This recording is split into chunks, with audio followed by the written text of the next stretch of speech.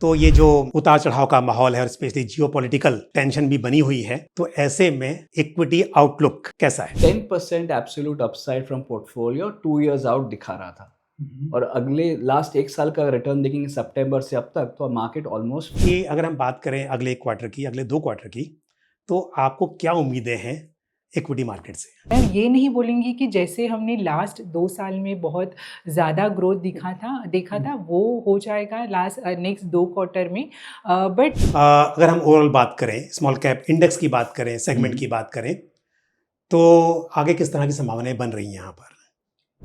क्या जियोपॉलिटिक्स चल रहा है, उसमें इम्पैक्ट इंडिया को कितना होगा, सो वो सब थोड़ा सा डिफिकल्ट होता है। मगर जैसे मार्केट फॉरवर्ड लुकिंग होता है एंड काफ़ी सारे स्टॉक्स वो लेवल से अब तक एक साल के अंदर एक ही सेक्टर की 2 कंपनी सिमिलर नहीं होती है स्मॉल कैप में। आपके फंड का साइज काफ़ी छोटा है, आपको कुछ चैलेंजेस होते हैं या फिर ये कंफर्ट होता है आपके लिए? तो हमारे लिए सबसे इम्पॉर्टेंट चीज़, हम सिर्फ प्रॉफिट एंड लॉस को स्टडी नहीं करते हैं, हम वो कंपनी की बैलेंस शीट और अगर वो चेंज नहीं हो रहा है, आज काफी सारे फंड्स हमने देखे इंडस्ट्री में जहां पे साइज इंक्रीज हुए, नंबर ऑफ स्टॉक्स इंक्रीज हुए। सो ये हमें मालूम है क्या इश्यूज है। सब ऑप्टिमल एलोकेशन बढ़ जाते हैं। अगर आपके स्टॉक फंड में 200 स्टॉक है तो आपका एवरेज वेट आधा टका हो गया। I would like to emphasise कि हमारा जो पी रेशियो है वो मार्केट मतलब इंडेक्स की पी रेशियो से बहुत। हम फॉरेंसिक रन करते हैं हर एक कंपनी पे, जहाँ पे हमें कुछ रेड फ्लैग्स दिख गए तो हम वो कंपनी में इन्वेस्ट नहीं करते।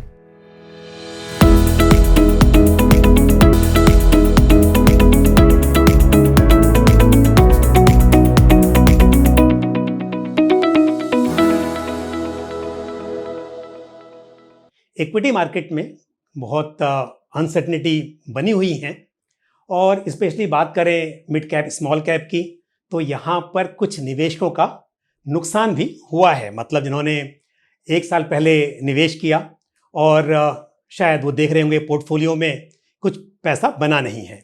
तो मुझे भी बहुत सारे सवाल ऐसे आ रहे हैं और मैंने सोचा कि क्यों ना आपके जो सवाल हैं उसके जवाब डायरेक्टली फंड मैनेजर से लिए जाएं। नमस्कार, आप देख रहे हैं फंडनामा। मैं हूं पंकज मटपाल और आपके सभी सवालों के जवाब देने के लिए मेरे साथ हैं आज क्वांटम म्यूचुअल फंड के CIO मिस्टर चिराग मेहता। और चिराग मेहता को तो आप जानते हैं, उनसे पहले भी हमारी मुलाकात हो चुकी है। पर साथ में मेरे साथ एक और फंड मैनेजर हैं क्वांटम म्यूचुअल फंड की, फंड मैनेजर अभिलाषा साताले। नमस्कार, आपका स्वागत है हमारे इस कार्यक्रम में। और आप दोनों ने समय दिया आज, और क्योंकि जैसा मैंने कहा कि बहुत सारे सवाल निवेशकों के मन में उठ रहे हैं इस वक्त पर। जब मार्केट में बहुत पैसा बन रहा होता है तो सवाल कोई नहीं पूछता, लेकिन जब इस तरह की सिचुएशन होती है तो ये भी लगता है कि जो अगर लॉस हुआ है तो कैसे रिकवर होगा, अगर नहीं बना है तो क्या आगे बनेगा कि नहीं बनेगा। तो मैंने सोचा क्यों ना आपसे बात की जाए। और थैंक यू वेरी मच कि आपने बहुत आसानी से हाँ बोला, समय निकाला। तो पहला सवाल चिराग जी मैं आपसे ही पूछता हूँ। पहली बात, अगर हम बात करें ओवरऑल मार्केट की, तो ये जो उतार चढ़ाव का माहौल है और स्पेशली जियोपॉलिटिकल टेंशन भी बनी हुई है, तो ऐसे में इक्विटी आउटलुक कैसा है? पंकज जी, जो लास्ट एक साल में हमने देखा तो वो कहीं ना कहीं दीवार पे लिखा हुआ था। अच्छा। ये अर्निंग्स ग्रोथ काफ़ी स्लो हो रही थी। हम एक इंटरनली एक इंडिकेटर देखते हैं जिसे हम अपसाइड पोटेंशियल बोलते हैं। ओके। वो कोई मैक्रो फोरकास्टिंग नहीं होता है। हमारे स्टॉक में जो पोर्टफोलियो कंपनीज है उनके हम टारगेट प्राइस क्या देख रहे हैं 2 साल में और उसका एग्रीगेट करते हैं तो अपसाइड पोटेंशियल इंडिकेटर बनता है। सो अपसाइड पोटेंशियल इंडिकेटर लास्ट सितंबर में लाल दिखा रहा था इन terms of 10% absolute upside from portfolio 2 years out दिखा रहा था। और अगले लास्ट एक साल का रिटर्न देखेंगे सितंबर से अब तक, तो मार्केट ऑलमोस्ट फ्लैट है। अच्छा। सो कहीं ना कहीं ग्रोथ स्लो डाउन हो रहा था। मैक्रो फैक्टर्स लाइक रूरल अभी भी रिकवर नहीं कर रहा था, अर्बन में भी स्लो डाउन आ रहा था बिकॉज टेक में जो काम करते हैं उनकी सैलरीज बढ़ नहीं रहे थे कि वहाँ पे हायरिंग इतनी नहीं हो रही थी। सो ओवरऑल एक स्लो डाउन का एनवायरनमेंट बन रहा था। उस वजह से जो हमने मार्केट में देखा, मार्केट ने वही रियलिटी दिखाया है हमें। मगर अभी से नेक्स्ट 2 साल हमें लगता है कि काफ़ी सारे स्टेप्स लिए गए हैं जो ग्रोथ को प्रमोट करेंगे। ओके। जैसे कि हमने शुरू बजट में देखा कि इनकम टैक्स कट्स आए थे, उसके बाद अभी हाल में हमने जीएसटी कट्स देखे हैं, आरबीआई ने काफ़ी रेट कट्स किए हैं, लिक्विडिटी काफ़ी इन्फ्यूज़ की है। सो ओवरऑल ये सब जो पैरामीटर्स हुए या एक्शंस हुए हैं गवर्नमेंट और आरबीआई से, वो कहीं ना कहीं ग्रोथ में ट्रांसलेट होंगे गोइंग फॉरवर्ड।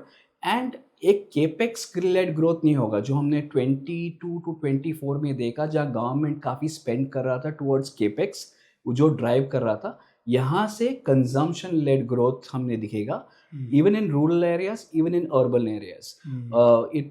जो हमने ग्रोथ माहौल देखा था 22 टू 24 में, जो वहाँ पे earnings of companies were growing by 25%, 20 to 25% का ग्रोथ था कंपनीज का, वो स्लो डाउन होके अभी 12-13% हो गया है। आगे जाके इम्प्रूव होगा, मगर it won't reach that 20-25% again for some time, but it will inch up to 15-16%. So that is also a very reasonable growth, जो जहाँ पे हम स्लो डाउन देख रहे थे और मार्केट वैल्यूएशन प्राइस कर रहे थे कि जो हमने अर्निंग्स देखी हैं 20-25% वही चलती रहेगी, वहाँ पे डिसअपॉइंटमेंट आया और उस वजह से मार्केट में करेक्शन देखा। बट यहाँ से अर्निंग्स थोड़ी सी अपटिक देखेंगे 12-13% से 15-16%, और वो ड्राइव करेगी मार्केट्स को। सो ये अर्निंग्स ग्रोथ भी थोड़ी सी बैक एंडेड होगी as oppose to front ended, because ये सब जो ट्रिगर्स है वो धीरे धीरे इकोनॉमी में दिखेंगे और उस वजह से कंजम्पशन इम्प्रूव होगा और ग्रोथ आएगी।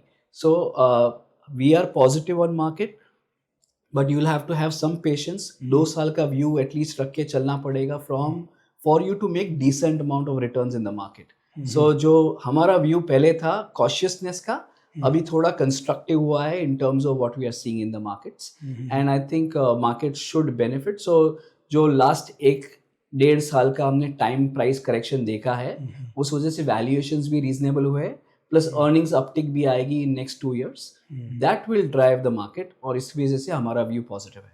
वंडरफुल। अभिलाषा जी, आप स्मॉल कैप को मैनेज करती हैं चिराग जी के साथ में, उसको लेकर मैं सवाल पूछूंगा, बट उससे पहले अगर मैं बात करूं, चिराग जी ने भी पूरा एक्सप्लेन किया कि 2 साल का व्यू लेके चले तो मार्केट पॉजिटिव है, लेकिन क्योंकि निवेशकों का एक सवाल तो उठता है कि बहुत टाइम हो गया, कुछ पैसा बना नहीं, तो अगर हम बात करें क्वार्टर टू क्वार्टर कि अगले 1 क्वार्टर में या अगले 2 क्वार्टर में या 1 साल में, है ना, किस तरह की उम्मीद उन्हें रखनी चाहिए मार्केट से? क्योंकि कई बार तो ऐसा होता है ना, 1 साल पैसा नहीं बनना तो निकल जाते हैं, है ना, मार्केट से। वो गलत है, बट फिर भी निवेशकों के मन में सवाल उठते हैं। तो मैं आपसे बहुत स्पेसिफिक सवाल पूछूंगा कि अगर हम बात करें अगले 1 क्वार्टर की, अगले 2 क्वार्टर की, तो आपको क्या उम्मीदें हैं इक्विटी मार्केट से? ओके, सो जैसे चिराग ने भी पॉइंट आउट किया कि देर आर टेलविंड्स, जो भी गवर्नमेंट ने स्टेप्स लिए हैं, और जैसे हमने देखा कि कंजम्पशन बहुत वीक है, यहाँ से मुझे लगता है कि वो बॉटम आउट होना स्टार्ट हो जाएगा।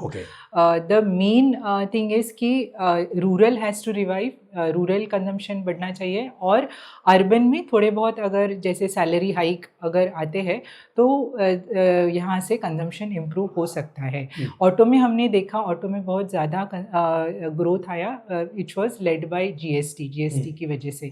बट बाकी जो सेक्टर्स है वहाँ पे थोड़े टेलविंड्स दिखने चालू हो गए हैं, जैसे कि credit growth is improving, credit growth improve हो रहा है, थोड़े बाकी नंबर्स भी on this base is improving, जैसे कि festive demand was good for the quarter.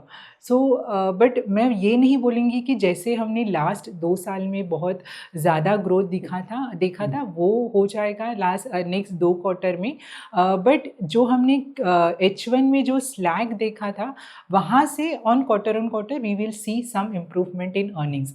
सो अगर मैं FY26 की बात करूँ, तो जैसे चिराग ने बोला कि broader we are seeing that 10-12% growth, so the tailwinds are same, जो जैसे चिराग ने बोला कि गवर्नमेंट पॉलिसी है या रूरल कंजम्पशन इम्प्रूवमेंट है, आईटी स्पेंडिंग है, इसकी वजह से कंजम्पशन में ग्रोथ आ सकता है। कैपेक्स ऑल्सो धीरे धीरे इम्प्रूव हो रहा है। हमने फर्स्ट हाफ में भी देखा कि the projects under implementation have improved because last year हमारा पूरा जो स्लैक था वो इलेक्शन की वजह से था। On that base this year we are seeing some improvement, but जैसे 20 से 23 में जैसे हमने देखा कि बहुत ज़्यादा इम्प्रूवमेंट था, वैसे इम्प्रूवमेंट नहीं होगा। But capex is also improving, वो भी जॉब क्रिएशन वहाँ उससे भी जॉब क्रिएशन हो जाएगा। So these are some of the tailwinds जिससे हमें लग रहा है कि कंजम्पशन यहाँ से इम्प्रूव होना चाहिए और earnings also should pan out, मतलब अर्निंग्स ऑल्सो शुड फॉलो। क्या होता है ना, साइकोलॉजिकली कहा जाता है कि pain of loss is 3 time more than pleasure of gain. तो क्या हुआ है कि लास्ट 1 ईयर में स्पेशली स्मॉल कैप में जिन्होंने एंट्री लेट की थी, जो 2021 से इन्वेस्ट करके आ रहे थे, वो तो पैसा बना चुके थे। हालांकि दुख उसमें भी होता है कि पैसा बना और उसमें से कम हो गया, पर जिन्होंने एंट्री ही लेट की थी और उन्होंने लॉस देखा है ना। मैं आपके फंड की बात नहीं कर रहा हूँ, उस पर हम बाद में आएंगे, लेकिन जहाँ लोगों का नुकसान हुआ तो उनको पहले यही चाहिए समझना था कि कम से कम जो वो प्रॉब्लम्स थी क्या वो ख़त्म हो गई हैं। तो आपने जो कहा और मैं समझा हूँ कि अब उतनी चिंता की बात नहीं है, यहाँ से रिटर्न्स बहुत अच्छे नहीं भी बनेंगे, बट एटलीस्ट जो लॉस होने वाला टाइम था वो अभी उसकी कम संभावना है। तो यहाँ से पॉजिटिव होकर मार्केट में निवेशित रह सकते हैं और निवेश को बढ़ाया जा सकता है। That is what you want to say. सही समझा हो ना आपकी बात को मैं? करेक्ट। सो बेसिकली क्या हुआ है कि ये जो कंसोलिडेशन हुआ है इसकी वजह से एक तो वो अर्निंग्स लेड था कि अर्निंग्स स्लो डाउन हुए, apart from that even valuations have become reasonable. तो अगर आप स्मॉल कैप देखेंगे कि 1 साल पहले स्मॉल कैप का जो पीई था वो अराउंड 35 to 36 टाइम्स था, but because small caps have under perform, small cap ने लार्ज कैप्स को अंडर परफॉर्म किया है, वो पीई घट के अभी 30 टाइम्स हो गया है। सो यहाँ से क्या हो जाएगा कि earnings revival is one thing, secondly PE अभी इतना महंगा नहीं है जितना वो 1 साल पहले था। सो इसकी वजह से यहाँ से बहुत ज़्यादा नुकसान होने की संभावना कम है। रिवाइवल इज़ वन थिंग, हम बोल सकते कि वो 1 क्वार्टर में आएगा, 2 क्वार्टर में आएगा, दैट इज़ एनीबडीज कॉल, मतलब वो प्रेडिक्ट करना थोड़ा मुश्किल है। पर एटलीस्ट यहाँ से लग रहा है कि बहुत ज़्यादा नुकसान होने की संभावना कम है। चिराग भाई, जो सवाल मेरा स्मॉल कैप को लेकर था, हालांकि अभिलाषा जी ने उसे टच किया, बट मैं आपसे जानना चाहूँगा। हमने पहले बात की मार्केट की, लेकिन स्मॉल कैप में हम जानते हैं कि 1 साल में यदि हम इंडेक्स की भी बात करें तो रिटर्न्स नेगेटिव रहे हैं जी। तो स्मॉल कैप को लेकर मुझे थोड़ा संक्षिप्त में बताना, क्योंकि फिर मैं बात करूंगा आपसे कुछ स्पेसिफिक आपके स्कीम को लेकर। वहाँ पर बात करने के लिए बहुत कुछ है, मेरे पास पूछने के लिए बहुत कुछ है आपसे। लेकिन आपको क्या लगता है कि स्मॉल कैप, अगर हम ओवरऑल बात करें, स्मॉल कैप इंडेक्स की बात करें, सेगमेंट की बात करें, तो आगे किस तरह की संभावनाएं बन रही हैं यहाँ पर? जी, तो ओवरऑल इकोनॉमी में 2 चीज़ हो रही है, राइट। एक डोमेस्टिक सुधर रहा है, बॉटम आउट हो रहा है, और एक्सटर्नल अभी भी हेडविंड्स है हमारे पास। एक्सटर्नल क्या होने वाला है, ट्रेड डील होने वाला है, नहीं होने वाला है, क्या जियोपॉलिटिक्स चल रहा है, उसमें इम्पैक्ट इंडिया को कितना होगा। सो वो सब थोड़ा सा डिफिकल्ट होता है, मगर जैसे मार्केट फॉरवर्ड लुकिंग होता है, मार्केट ये सब सारी चीज़ें जो भी सुधर रही होती है वो पॉजिटिव स्ट्राइड्स में लेना चालू कर देता है, क्योंकि नेगेटिव्स तो डिस्काउंट हो जाती है इमीडिएटली, और जब भी पॉजिटिव मोमेंटम चालू होता है वो सब पॉजिटिवली मार्केट्स देखना और प्राइस करना चालू करते हैं। So from here on I think जो नेगेटिव फैक्टर्स है वो धीरे धीरे सुधरने की चांसेस ज़्यादा है एज अपोज टू बिगड़ने की, और जैसे डोमेस्टिक इकोनॉमी बॉटम आउट हो रही है वो भी पॉजिटिव स्ट्राइड में आएगा। सो धीरे धीरे आप मार्केट्स में वो रिफ्लेक्ट होता हुआ देखेंगे। It may take 3-6 months, but overall it will be in a positive direction. अच्छा, अब आता हूँ क्वेश्चन पर, एक जो मेरे मन में बहुत देर से चल रहा है कि पहले जानना जरूरी था कि क्या उम्मीदें मार्केट से रहेंगी। उस पर काफ़ी पॉजिटिव हैं आप दोनों। अब बात करते हैं क्वांटम स्मॉल कैप फंड की, है ना, क्योंकि लास्ट 1 ईयर में मैं बात करूँ स्पेसिफिकली, तो जहां निफ्टी स्मॉल कैप 250 इंडेक्स का रिटर्न आज की तारीख में जब हम ये बात कर रहे हैं तो करीब 5% नेगेटिव है, है ना, और आपका जो फंड है उसने करीब 7% पॉजिटिव रिटर्न डिलीवर किया है जी, तो ये बहुत अच्छा है और इसके लिए आपको बधाई। Thank you. लेकिन मुझे जानना ये था कि इसके पीछे क्या ऐसी वजह रही, क्या ग्रोथ ड्राइवर्स हैं, वो मुझे बताइए कि कैसे ऐसे मार्केट में आप सक्सेसफुल रहे पॉजिटिव रिटर्न जनरेट करने में। जी, दो चीज़ हमें बहुत हेल्प की है। वन इज़ हमारा रिसर्च, जो हम लोग डीप डाइव करते हैं कंपनीज में, और दूसरा डिसिप्लिन। तो जो भी एक साल पहले मोमेंटम स्टॉक्स थे जो सब लोग चेज कर रहे थे, वो हमने चेज नहीं किए। ओके। और फोकस किया कि कहाँ पे विजिबल अपसाइड है, वैल्यू कहाँ पे है अभी भी, राइट। सो वो सेक्टर्स में हमने बराबर से स्टडी करके इन्वेस्ट किया, और जो इन्वेस्टमेंट था वो कोई सब ऑप्टिमल एलोकेशन नहीं था, वेरी ऑप्टिमली एलोकेटेड पोर्टफोलियो था, जहाँ पे हमने 0.5, 0.6, 1% वाले वेट्स नहीं लिए, 2-2.5% वाले वेट्स लिए टू बिगिन विथ। और वो सेक्टर्स या वो जो स्टॉक्स हमने जो बॉटम अप स्टडी करके लिए थे, उन्होंने अच्छा किया। To give you some examples, जैसे हमने आप अगर लास्ट दिसंबर में देखते, auto was going through a bad phase, ठीक है, राइट। तभी कोई ऑटोज को देख नहीं रहा था इन टर्म्स ऑफ कि यहाँ पे कोई डिमांड सुधरेगा नहीं, इन्वेंट्री बड़ा है, सो वो सब पेन पॉइंट्स चल रहे थे। मगर जैसे इनकम टैक्स कट्स देखे थे हमने, या पॉसिबिलिटी ऑफ जीएसटी रैशनलाइजेशन की बात हो रही थी, कि आरबीआई के रेट कट्स की उम्मीद थी, वो सब कहीं कहीं फैक्टर नहीं हो रहा था ऑटोज में। सो वहाँ पे डिमांड रिवाइवल के चांसेस काफ़ी ज़्यादा थे, और 2-3 साल में हमने डिमांड आते हुए नहीं देखा था उस सेक्टर में।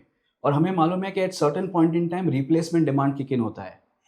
सो हमें लगा कि this is the right time, जहाँ पे even with reasonable growth sectors काफ़ी चीप लग रहे थे, वैल्यू लग रहे थे at that point in time, जहाँ पे ग्रोथ आते हुए दिख रहा था, वैल्यूएशन हमारे कंफर्ट में था। इसलिए हमने ऑटो सेक्टर में काफ़ी सारे पोजिशंस लिए इन terms of good stocks, good quality stocks, very high governance, very high liquid, and वहाँ पे हमने अच्छे पोजीशंस बनाए। एंड काफ़ी सारे स्टॉक्स वो लेवल से अब तक एक साल के अंदर ऑलमोस्ट डबल हो चुके हैं। सेक्टर्स को आइडेंटिफाई किया आपने सही समय पर, बट दूसरा इंपॉर्टेंट पॉइंट ये भी कि स्टॉक सिलेक्शन आपने इसकी बात की। मेन स्टॉक सिलेक्शन, सेक्टर तो एक अक्यूमुलेशन तो of stocks that we bought. हमें मालूम है कि कोई भी कंपनी वैक्यूम में काम नहीं करती है। There is an overlay of economy, there is an overlay of sector, सब कुछ ध्यान में रखते हुए, मगर हर एक opportunity in small cap specially bottom up story होती है। एक ही सेक्टर की दो कंपनी सिमिलर नहीं होती है स्मॉल कैप में। लार्ज कैप में आप वो व्यू ले सकते हैं, अच्छा, और स्मॉल कैप में it has to be a bottom up analysis of every company. okay. और वहीं पे अगर आप वो पकड़ लेते हैं कंपनीज के बारे में कि क्या ग्रोथ प्रोस्पेक्ट्स है, क्या अपॉर्चुनिटी है, क्या रिस्क है, और वो सब अगर आपके फेवर में है, and if you build that position, I am sure it will work very well for you. और वही काम किया है हमारे लिए। मैं समझूंगा आपसे इसको भी कि स्टॉक्स कैसे आप पिक करते हैं, पर उससे पहले एक सवाल मेरा अभिलाषा जी आपसे था। क्वांटम स्मॉल कैप फंड अगर हम देखें लास्ट 1 ईयर की परफॉर्मेंस, तो नंबर 1 पोजीशन पर है। इवन नवंबर 2023 में लॉन्च हुआ था। सिंस इंसेप्शन अगर हम बात करें तो परफॉर्मेंस अच्छी रही है, कंसिस्टेंट है। टाइम बहुत बड़ा नहीं है, 2 साल का जो समय है, लेकिन फिर भी ऐसे मार्केट में अगर आप परफॉर्म अच्छा कर पाए हैं तो डेफिनेटली ये एक टॉकिंग पॉइंट तो है, सभी जानना चाहेंगे कि क्या था। तो चिराग भाई ने भी एक्सप्लेन किया ही है और हम समझेंगे, लेकिन क्योंकि आप को फंड मैनेजर हैं और इसका क्रेडिट आपको भी जाता है, तो मुझे आप बताइए कि एक तो चीज़ है कि जो सेक्टर सिलेक्शन था वो शायद सही था आपका, पर उसके अलावा आपने किन बातों का ख्याल रखा इसके लिए कि ऐसे मार्केट में कम से कम निवेशकों को नुकसान ना हो, और क्या चीज़ें थी ये इसके पीछे कारण। बट उससे ज़्यादा इम्पोर्टेंट एक बात और जाननी थी मुझसे, वो मैं ज़रूर चिराग भाई से भी पूछूंगा।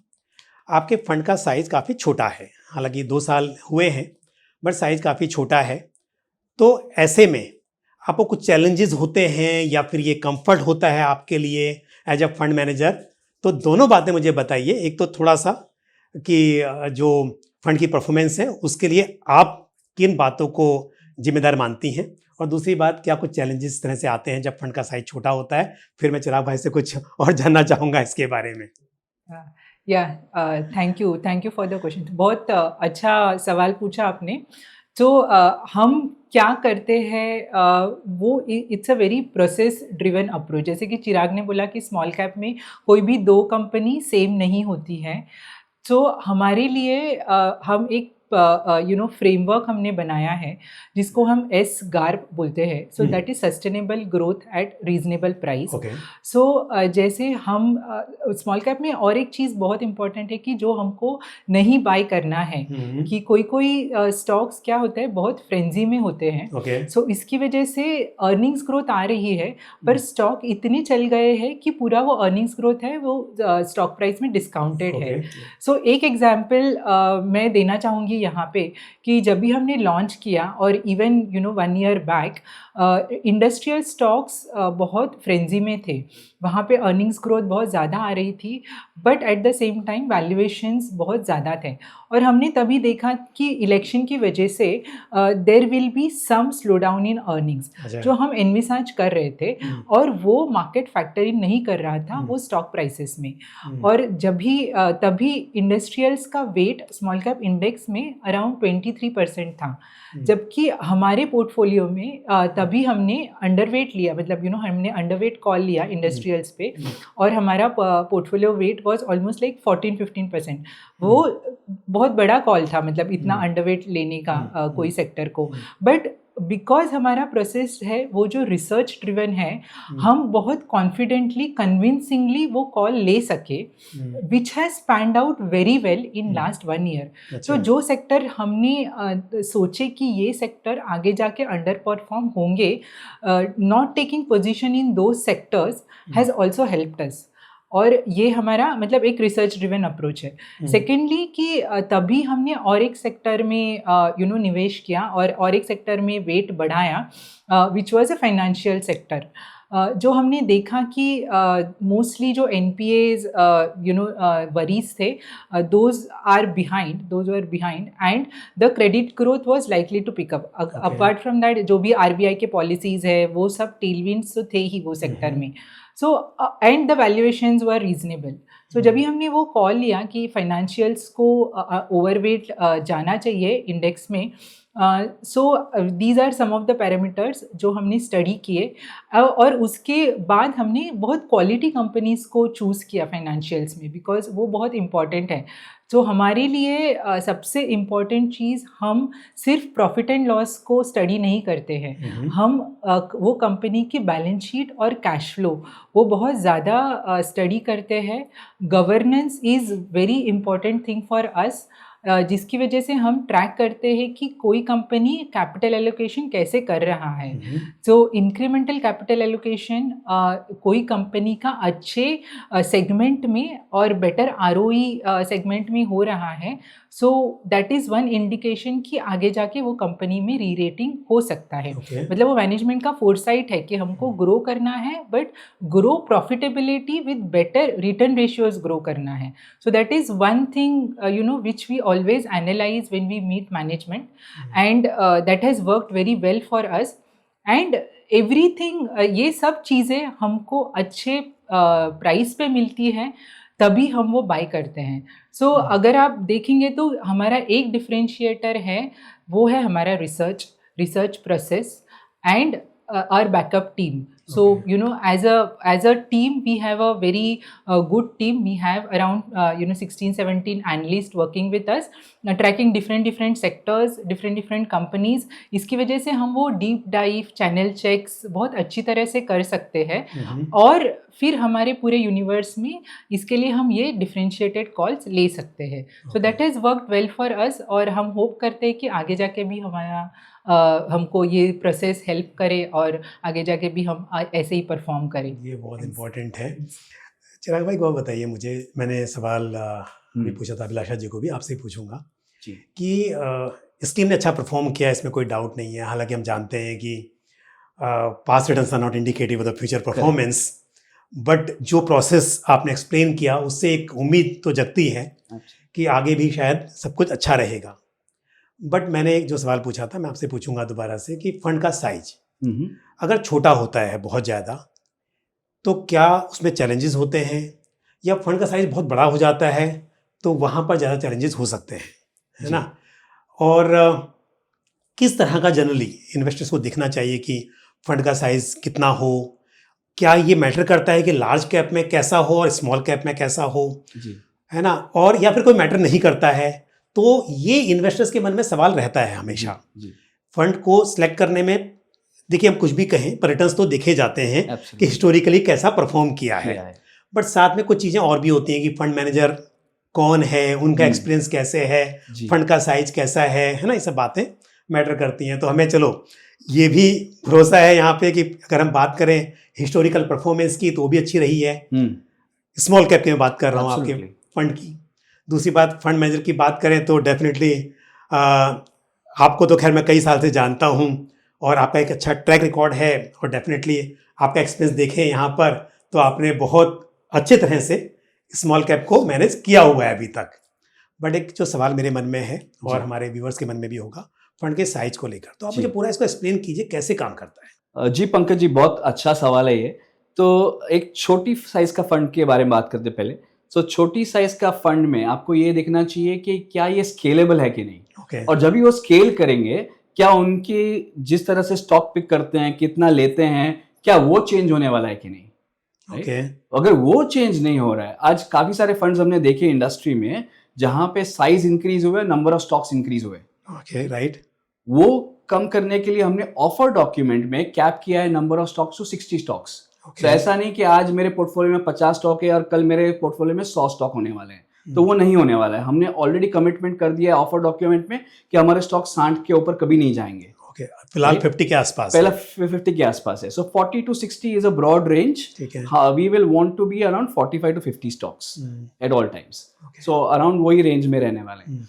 और जब भी हम स्केल करेंगे, क्या आप मुझे आज 1000 करोड़ का चेक देंगे फंड में, क्या मैं वही मात्रा में डिप्लॉय कर पाता हूं कि नहीं, राइट। वो देखना चाहिए छोटी फंड साइज के फंड्स के लिए कि क्या उनके स्टाइल चेंज होंगी, क्या उनको दिक्कतें आएंगी in terms of deploying that money. So अगर वो नहीं है then it is a scalable fund. और उसके लिए हम क्या करते हैं, हमारे फंड की लिक्विडिटी हम आज के AUM में करते हैं, 1000 करोड़ के AUM में करते हैं और 5000 करोड़ के AUM में भी करते हैं। तो कहीं पे भी जो लिक्विडिटी ट्रेड है आज जो फंड की, वही करीब करीब 1000 करोड़ में रहती है और सिमिलर ट्रेड आपको 5000 करोड़ में भी मिलेगी। तो इसका मतलब ये होता है कि मेरा फंड स्केलेबल है, रेप्लिकेबल है, और साइज बढ़ेगी तो भी कोई दिक्कत नहीं आएगी उसी तरह डिप्लॉय करने में जैसे मैं आज करता हूँ। सो हमारे लिक्विडिटी पैरामीटर्स है, हम कोई भी कंपनी जो 2 करोड़ से कम ट्रेडिंग करती है on average for last 12 months, वो हम नहीं लेते हैं। हमें 5% of the market cap of the company से ज्यादा का ओनरशिप नहीं चाहिए।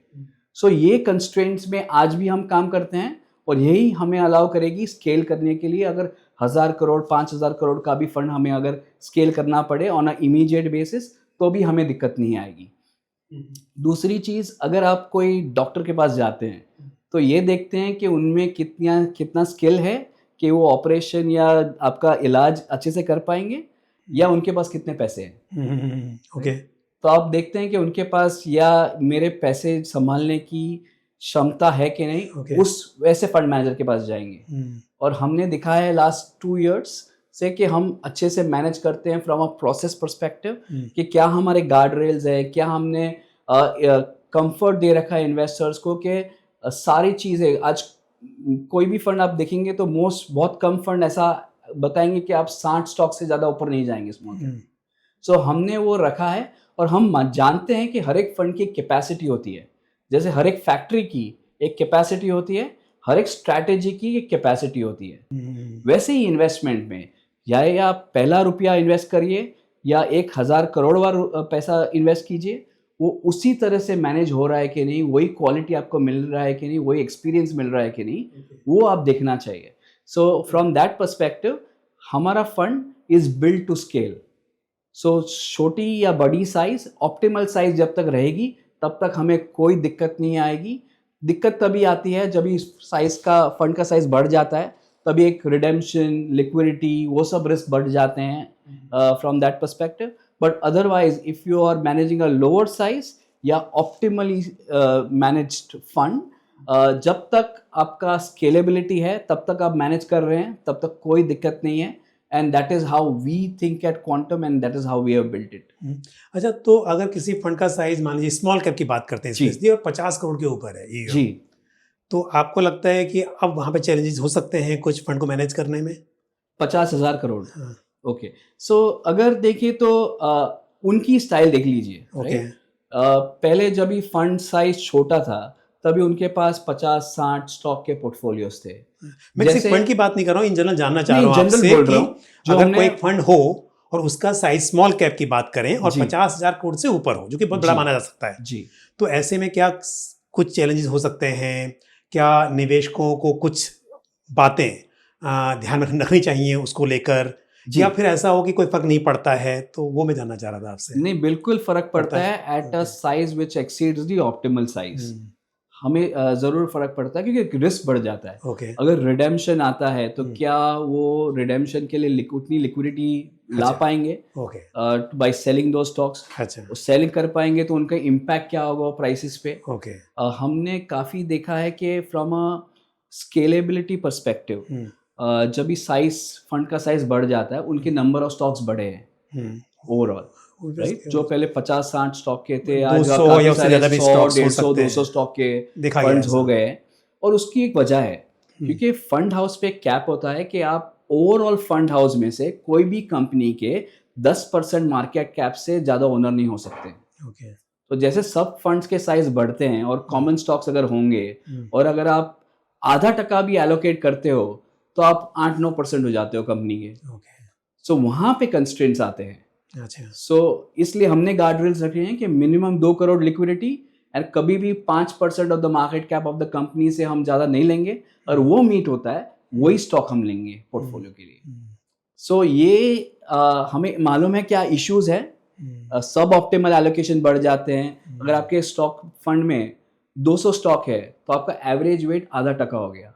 आधा टका वेट पे अगर वो स्टॉक डबल भी होते हैं तो कितना रिटर्न ऐड करेंगे? आधा टका। और कितने स्टॉक डबल होंगे? ओके।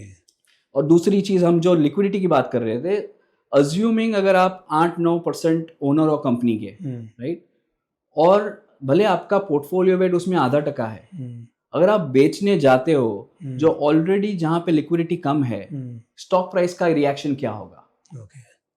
अच्छा, मैं मान के चलता हूँ अगर कोई फंड 5,000 to 10,000 करोड़ का इसके आसपास है, थोड़ा उससे ज़्यादा भी है, तो वो तो ठीक है, ऑप्टिमल है, दैट्स अ रीजनेबल साइज है, बट 1,000 करोड़ से भी कम है, जी, ठीक है, तो क्या वो भी कोई चैलेंजिंग हो सकता है यहाँ पर कुछ कि आपको मतलब मार्केट में दिखाई दे रही अपॉर्चुनिटी हैं बट इन्वेस्ट करने के लिए उतना बड़ा पैसा नहीं है, इसका कुछ फर्क पड़ेगा? नहीं, या उससे ऐसा कुछ फर्क नहीं पड़ता है क्योंकि मैं मेरे पोर्टफोलियो व्यू से देखता हूँ।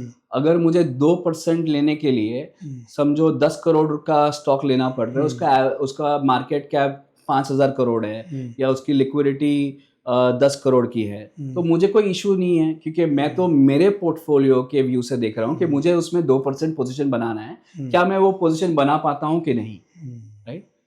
सो छोटे साइज में तो कभी कोई दिक्कत आ ही नहीं सकती है। अच्छा।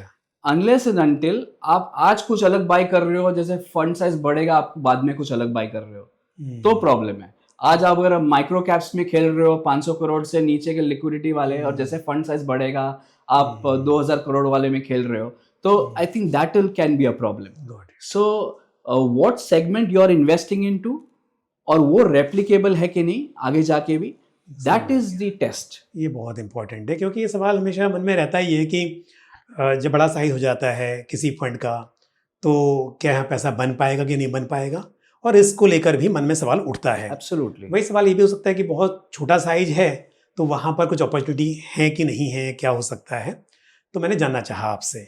अच्छा, आपसे एक सवाल है मेरा। देखिए, अगर मैं बात करूँ आपके फंड की तो दिल खुश हो जाता है कि फंड आपने अच्छा मैनेज किया है, बट क्या है कि निवेशकों के पोर्टफोलियो में तो बहुत सारे स्मॉल कैप फंड्स हैं और चिंता उनके मन में आपकी स्कीम को लेकर कम है, ज़्यादा है जिनमें उन्होंने निवेश किया हुआ है। तो मैं जानता हूं कि आप किसी फंड के बारे में तो नहीं बताएंगे, मैं पूछना भी नहीं चाहूँगा आपसे, लेकिन हम बात करें ओवरऑल यदि स्मॉल कैप सेगमेंट की, है ना, तो क्या ऐसे में निवेशकों ने जिन्होंने निवेश किया हुआ है पहले से कुछ लॉस में बैठे हुए हैं तो क्या उन्हें एवरेज करना चाहिए, चाहे वो उसी स्कीम में ना करें किसी और में करें, इस तरह से एवरेज करना चाहिए, या फिर उन्हें निकल जाना चाहिए, या इन्वेस्टर्स इन्होंने निवेश नहीं किया हुआ है स्मॉल कैप में, क्या उन्हें इस वक्त पर निवेश करना चाहिए। तो ये बड़ा कॉमन सा सवाल है ना, कि उनकी जो दुविधा है ऐसे में उससे कैसे बाहर निकला जाए। तो आप मुझे सिर्फ आपकी स्कीम को लेकर नहीं बल्कि ओवरऑल इस सेगमेंट को लेकर जो चिंता है उसे दूर करने में थोड़ी मदद कीजिए। Thank you. तो एक तो पहले मैं सवाल लेती हूँ कि स्मॉल कैप में निवेश करना चाहिए या नहीं। बिल्कुल। तो वो हमने डिस्कस भी किया, चिराग ने भी बहुत अच्छी तरह से समझाया वो। सो यहाँ से हमें लगता है कि अगर इन्वेस्टर्स को मतलब मॉडरेट रिटर्न्स के एक्सपेक्टेशंस है, जैसे कि 15-16%, क्योंकि क्या हुआ है कि 20 से 24 तक स्मॉल कैप ने बहुत अच्छे रिटर्न्स दिए, 33% CAGR था स्मॉल कैप का। तो काफ़ी इन्वेस्टर्स वो माइंडसेट से आते हैं कि मुझे आगे जाके भी वैसे ही रिटर्न्स मिलेंगे, पर वो पॉसिबिलिटी इतनी नहीं हो सकती है अभी, क्योंकि जो भी मतलब री रेटिंग हमने वो टाइम में देखा small cap as a category also, like जैसे चिराग ने बोला कि वो टाइम में earnings have grown at 24% CAGR, जो कि अभी अर्निंग्स ग्रोथ एक्सपेक्टेशंस जैसे कि 15-16% CAGR हो गई है। सो अगर कोई भी इन्वेस्टर अपने रिटर्न्स एक्सपेक्टेशन को थोड़ा मॉडरेट करके SIP मोड से ग्रेजुअली अगर इन्वेस्टमेंट स्टार्ट करता है, तो मेरे ख्याल से ये बहुत अच्छा टाइम है स्मॉल कैप में बने रहने का, क्योंकि अगर आप 5 साल 10 साल मतलब लॉन्ग टर्म टाइम फ्रेम देखेंगे तो small cap as a category हमेशा आउट परफॉर्म करते हैं लार्ज कैप और मिड कैप से, because of the simple reasons कि ये कैटेगरी बड़ी है, जैसे कि most of the IPOs small cap में आते हैं, काफ़ी निश सेक्टर्स है, जैसे कि लॉजिस्टिक सेक्टर है या EMS इलेक्ट्रॉनिक मैन्युफैक्चरिंग सर्विसेज जो बहुत नया सेक्टर है, रिन्यूएबल, जो सेक्टर्स लार्ज कैप में है ही नहीं। ये जो निश सेक्टर, जो इकोनॉमी ओरिएंटेड सेक्टर्स है, जो भारत के भविष्य में भारत को विकसित करने में मदद करने वाले हैं, वो सेक्टर्स को एक्सपोजर कोई भी इन्वेस्टर्स थ्रू स्मॉल कैप ही ले सकता है। वो सेक्टर्स लार्ज कैप और मिड कैप में है नहीं, मतलब वो ग्रोइंग सेक्टर्स है, तो पहले तो स्मॉल कैप से ही स्टार्ट हो जाएंगे। सो इसी के लिए स्मॉल कैप में बने रहना बहुत आवश्यक है। This is one thing. Secondly, आप जो भी मतलब the investment should be through SIP mode. Staggered manner में करना है। अभी आपका दूसरा सवाल था कि एवरेज करना है कि नहीं करना, ये बता दीजिए। लॉस हुआ है तो एवरेज करें कि नहीं करें। यस। तो ये तो मतलब इंडिविजुअल कॉल है कि आप जब भी कोई फंड मतलब निवेश करते हैं तो उसमें जैसे चिराग ने बोला कि थोड़ी चेकलिस्ट है, वो आप चेक कर लीजिए कि लिक्विडिटी क्राइटेरियाज क्या है वो फंड के। बाकी तो there are some portfolio criterias, अभी जैसे कि अभी तो बहुत सारे साइट हैं वहाँ पे हर एक फंड के पोर्टफोलियो क्राइटेरियाज भी मिल जाते हैं। जैसे कि एक फंड है जिसका PE रेशियो क्या है, शार्प रेशियो क्या है, बीटा क्या है, अगर आप वो थोड़े थोड़े क्राइटेरियाज को स्टडी करके उसके रिटर्न जो ग्रोथ क्या है, अगर वो स्टडी करके अगर इन्वेस्टर देख सकता है कि मेरा जो फंड है वो तो ऑलरेडी बहुत हाई PE पे चल रहा है, तो यहाँ से तो मेरे रिटर्न्स थोड़े डाइल्यूटिव हो जाएंगे, इलिक्विड पोजीशंस ज़्यादा है, तो वैसे आप स्टडी करके देख सकते हैं कि कौन सा फंड आपके लिए बेटर है। बट अगर मैं क्वांटम स्मॉल कैप फंड की बात करूँ तो I will just highlight on our portfolio characteristics, जहाँ पे मुझे ये बात बहुत मतलब I would like to emphasise कि हमारा जो PE रेशियो है वो मार्केट मतलब इंडेक्स के PE रेशियो से बहुत कम है। हमारा TTM PE 25 वेयरएज इंडेक्स का अराउंड 30 है। तो ये कुछ पोर्टफोलियो कैरेक्टर जो हम प्रोसेस फॉलो कर रहे हैं, जो रिसर्च कर रहे हैं, so this is a outcome which we can summarize कि this is summarizing our portfolio characteristics. So ये मतलब इन्वेस्टर्स सिमिलर स्टडी बाकी फंड के साथ करके अपना कॉल ले सकते हैं। आप कहना चाह रही हैं कि समय सही है निवेश करने के लिए। तो अगर आपने निवेश किया हो तो बढ़ा भी सकते हैं उसको, नहीं किया हो तो कर भी सकते हैं, लेकिन अगर आप ऐसे फंड में निवेशित हैं जहाँ पर उम्मीदें कम हो रही हैं तो उसमें कुछ कहा नहीं जा सकता। बट अगर हम बात कर रहे हैं ओवरऑल स्मॉल कैप की, तो सेगमेंट अच्छा है, वहाँ पर निवेश करना चाहिए। बट फंड तो इंडिविजुअल और डिपेंड करेगा कि वो कैसे चल रहा है, उसमें कहना मुश्किल है। तो वो निवेशकों को देखना होगा कि उन्होंने कहाँ पर निवेश किया हुआ है। बट अदरवाइज अगर फंड अच्छा है तो समय स्मॉल कैप के लिए अच्छा दिखाई दे रहा है। और आप ये कह रही हैं कि आपका फंड जो है वो तो खैर मैं अभी क्या रिजल्ट बोलते हैं, है ना, तो फिलहाल तो मैं भी सवाल नहीं कर सकता ज़्यादा आपसे, क्योंकि फंड अच्छा परफॉर्म कर रहा है। बट मैं एक सवाल आपसे जरूर करूँगा, उल्टी साइड में क्या होता है, मार्केट अच्छा होता है तो फंड अच्छा करते हैं, या कई बार मार्केट ख़राब भी होता है, तो जैसे आपने प्रूव किया कि हमने ख़राब मार्केट में भी कुछ रिटर्न्स दिए हैं, वो नहीं जो 21 से 24 के बीच में थे, पर जहाँ नेगेटिव रिटर्न्स थे आपके फंड ने रिटर्न्स पॉजिटिव दिखाए। और उसमें हम चाहे इंडेक्स की बात कर रहे हैं, बेंचमार्क की बात कर रहे हैं, या फिर जो एवरेज है कैटेगरी का उसके मुकाबले बेहतर है जी। लेकिन रिस्क मैनेजमेंट को लेकर सवाल बनता है कि ठीक है, अभी आपने जो कॉल ली वो सब सही रहा, तो आपका जो प्रोसेस है ना उसको एक बार फिर बताइए कि कैसे निवेशक इस बात पर विश्वास करें कि रिस्क मैनेजमेंट जो होता है उस पर आप काम करते हैं, और कभी ऐसा ना हो कि आपने कंसंट्रेशन बहुत बढ़ाया हुआ हो, किसी स्टॉक में ज़्यादा है और वो उल्टा चला गया, आपकी कॉल जो है उसमें नहीं गई, तो कहीं ज़्यादा नुकसान ना हो जाए। 50-60 स्टॉक की आप बात कर रहे हैं पोर्टफोलियो में कि आपका जो नंबर ऑफ स्टॉक्स रहेंगे इतने रहेंगे, तो ये रिस्क मैनेजमेंट जो फ्रेमवर्क है वो भी समझना बहुत ही इंपॉर्टेंट है। और मैं साफ बोलता हूँ कि पास्ट में ऐसा हुआ है जी, कुछ स्कीम्स ने एक टाइम पर बहुत अच्छा परफॉर्म किया, उसके बाद में फिर बहुत खराब किया। तो मेरा भी ऐसा मानना है कि वो बहुत अच्छा ना भी रहे पर बहुत खराब ना हो, है ना। तो इसके लिए आपके फंड से हम इस बात को लेकर चलें कि भाई देखो, बाकी तो खैर भविष्य बताएगा, बट जिस तरह का आपका फ्रेमवर्क है उससे एक उम्मीद रहे कि वो बहुत खराब नहीं होगा जी। सो मैं जहाँ तक समझाऊँ, ये 3 तरह के रिस्क आते हैं। एक प्राइस रिस्क कि आपने जो स्टॉक लिया उसके प्राइस गिर गए, दूसरा होता है कि वो कंपनी अच्छी ना निकले, तीसरी होती है लिक्विडिटी की रिस्क।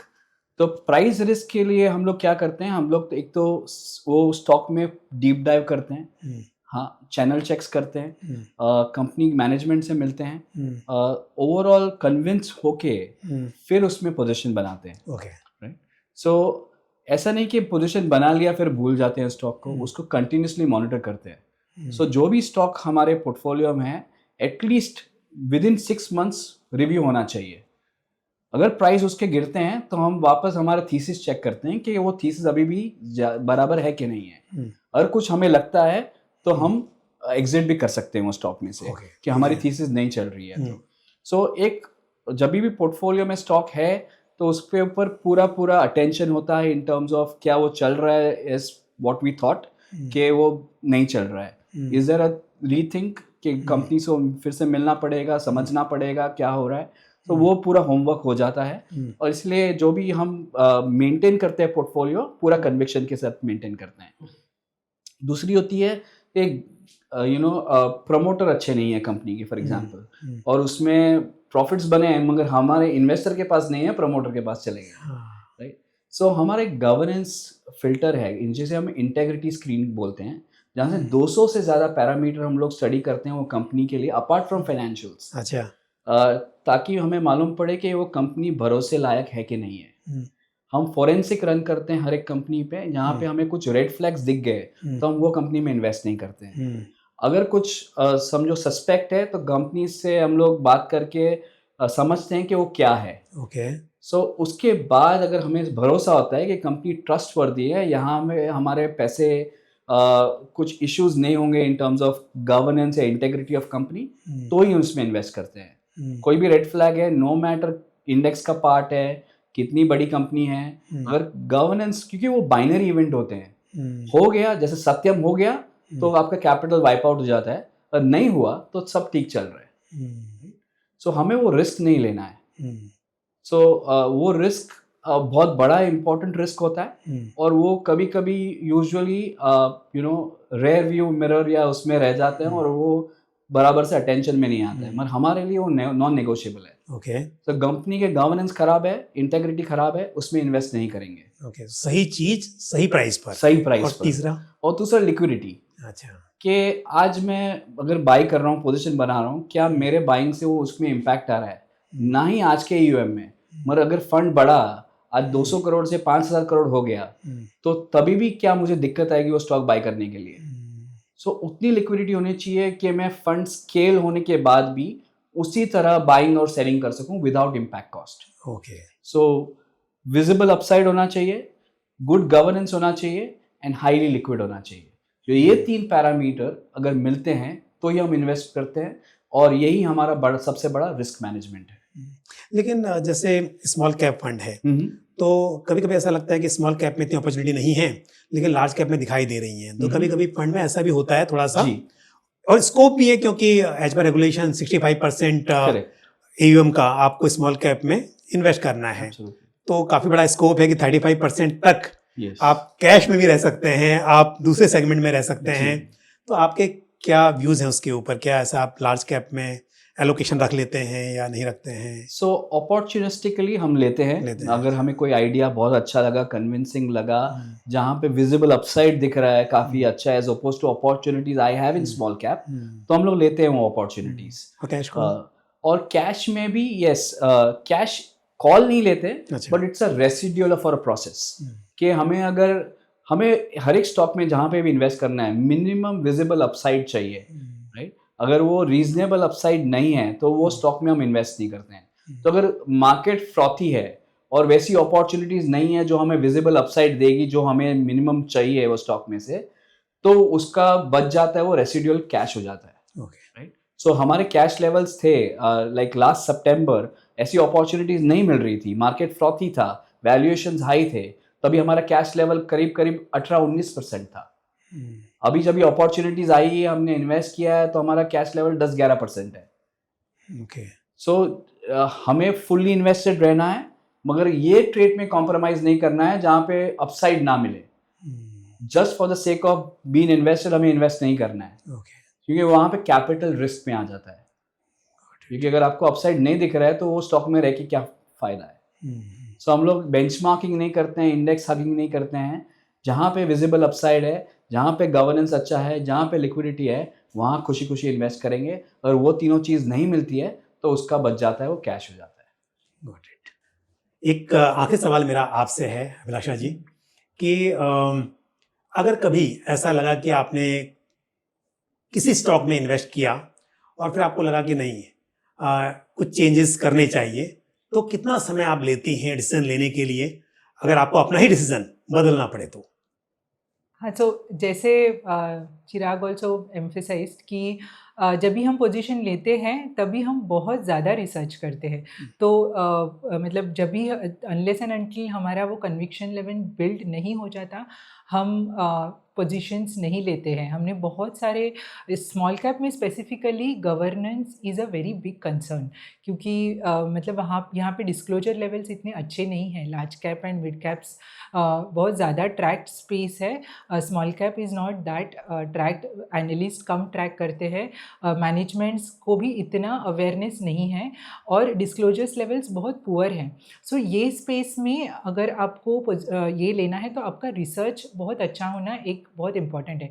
लेकिन ऐसे हो जाता है कि उसके बाद जो हमने सोचा है, सो गवर्नेंस में तो हमारा वो सेट है कि गवर्नेंस में हम कोई रिस्क नहीं लेते हैं, पर अगर हमने जो सोचा है वो पैन आउट नहीं हो रहा है, जैसे कि हमने सोचा था कि कोई कंपनी के अर्निंग्स इस तरह से पैन आउट हो जाएंगे, बट कुछ गवर्नमेंट पॉलिसी आ गई, कुछ थीसिस चेंज हो गया कि वैसे पैन आउट नहीं हो रहे हैं, और हमको लग रहा है कि आगे 2 साल 3 साल तक भी ये रिवाइव होने के चांसेस नहीं हैं।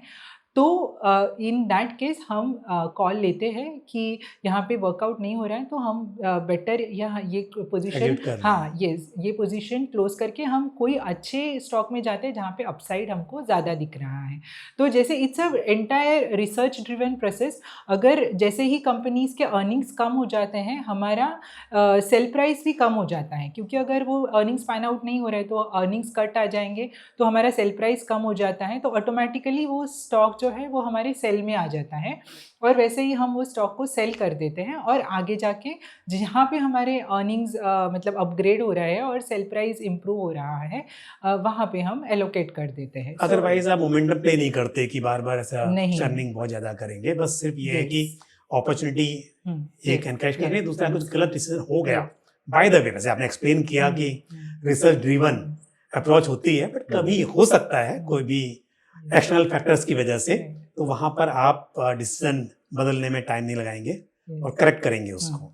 So thank you very much, आपने समय निकाला और बहुत ही विस्तार से पूरे प्रोसेस को समझाया, क्योंकि वक्त भी ऐसा है कि निवेशकों के मन में बहुत सारे सवाल हैं और स्वाभाविक भी है कि जब कभी ऐसा माहौल होता है और इस वक्त क्योंकि एक तो दूसरे जो फैक्टर्स थे मैक्रोस को लेकर तो बात होती ही, बट क्योंकि जो जियोपॉलिटिकल टेंशन चल रही है उसको लेकर भी थोड़ा सा मन में इस तरह के विचार आ सकते हैं।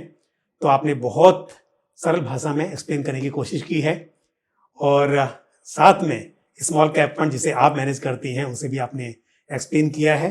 So thank you very much. और चिराग भाई आपका भी बहुत बहुत धन्यवाद कि आपने समय निकाला और मैं समझ सकता हूं कि ऐसे वक्त पर आपकी जिम्मेदारी और भी बढ़ जाती हैं, लेकिन आपने जिस तरह से एक्सप्लेन किया हमारे व्यूअर्स को मार्केट के बारे में, स्मॉल कैप के बारे में काफ़ी लगता है कि उम्मीदें और बन जाएंगी और उनके जो डाउट्स थे वो शायद यहाँ पर पूरे एड्रेस हो गए हैं। तो thank you very much. Thank you Pankaj ji, thank you so much. Thank you. तो आज मुझे लगता है चर्चा बहुत ही पॉजिटिव रही मार्केट के बारे में, स्मॉल कैप के बारे में, और साथ ही जिस तरह से क्वांटम स्मॉल कैप फंड ने अच्छी परफॉर्मेंस दिखाई है उसके पीछे क्या क्या वजह रही हैं, क्या कारण हैं, क्या क्वांटम म्यूचुअल फंड का प्रोसेस है। तो हम एक बात करें चीफ इन्वेस्टमेंट ऑफिसर के तौर पर चिराग मेहता जी ने एक्सप्लेन किया और साथ ही दोनों ही फंड मैनेजर्स ने इसे पूरी तरह से एक्सप्लेन किया है। मुझे लगता है कि जो भी आपके मन में सवाल हैं वो एड्रेस करने की कोशिश की गई है। फिर भी आपके मन में कोई और सवाल हो तो आप कमेंट बॉक्स में पोस्ट कर सकते हैं। इसी के साथ मुझे दीजिए इजाजत, आज के लिए बस इतना ही। अगले एपिसोड में फिर किसी इंपॉर्टेंट टॉपिक के साथ आपसे मुलाकात होगी। धन्यवाद।